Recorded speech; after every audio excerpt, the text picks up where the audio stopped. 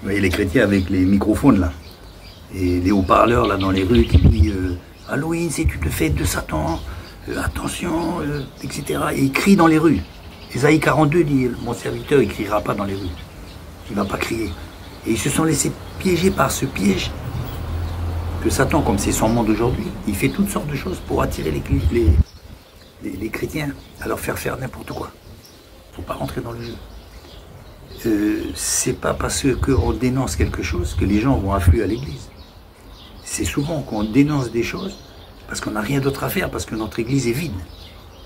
Alors ça nous donne une bonne occasion d'exister, tu vois. Un coup d'haut-parleur, ouais. Non, mon serviteur ne parlera pas dans les rues. Au contraire, la solution c'est quoi? Faisez Halloween. Le chrétien peut faire Halloween. Halloween, c'est la veille de tous les saints, parce que le lendemain, c'est la Toussaint, on fête tous les saints. Donc Halloween, c'est la veille de tous les saints, pour fêter les saints. C'est une fête chrétienne. C'est une fête chrétienne. Il faut prendre position, reprendre ces fêtes qui sont chrétiennes. On les a laissées, même pas, on les a laissées aux gens qui font n'importe quoi, c'est leur problème. Faites un jour qui nous dit que demain, on va fêter les saints. Si vous ne voulez pas les fêter, vous ne pouvez pas les faire, parce que nous, là, on fête les saints tous les jours.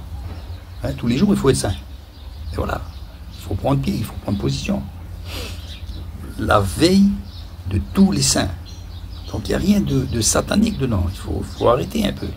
C'est tous les saints. Donc, s'ils veulent se déguiser en démon, mais c'est leur problème. Vous croyez qu'avec un coup de haut-parleur, ils vont arrêter de se déguiser en démon? C'est pas la peine, ça sert à rien. On n'arrête pas de faire des coups d'épée dans l'eau. C'est pas comme ça.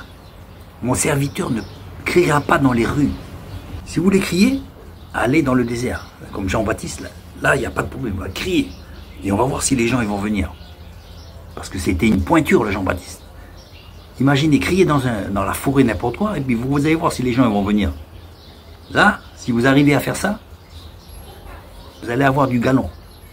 Mais crier dans les rues, ça ne sert à rien. En plus, vous leur cassez les pieds. Non seulement vous leur cassez les pieds, les oreilles, et en plus, c'est contre-productif. C'est pas pour ça qu'ils vont venir à l'église. Ils vont pas venir.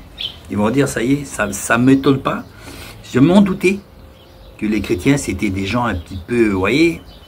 Et voilà le résultat. Et on s'est fait attirer, comme je vous dis, on s'est fait attirer par les esprits pour donner toute la mauvaise image qu'on a en nous, pour la révéler. Et là, c'est gagné, bingo. Là. Bingo! On a fait voir ce qu'on était, c'est-à-dire des gens qui crient.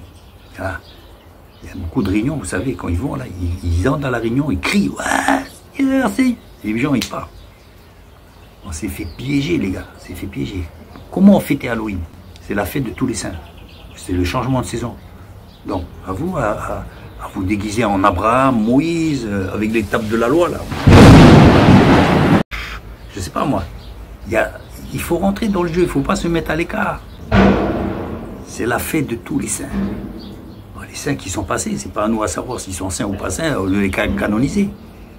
Nous avons été sanctifiés, nous sommes saints par le sang de Jésus, par notre repentance. Donc, déguisons-nous en de bonnes choses. Le carnaval chrétien, c'est pas impossible ça. Oui, il y a des choses à faire. Mais dénoncer comme ça, je vous le dis, ça sert à rien, c'est contre-productif. C'est une fête chrétienne.